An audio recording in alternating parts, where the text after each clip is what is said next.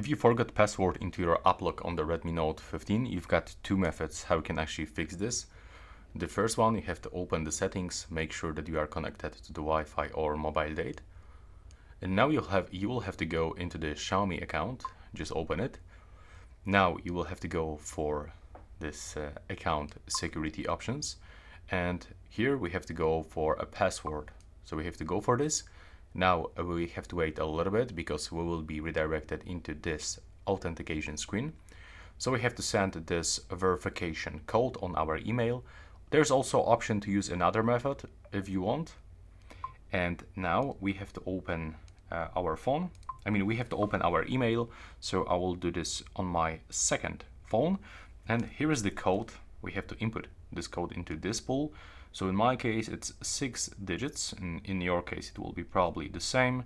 632, and you've got like 1 minute to input it. So you have to do this quickly.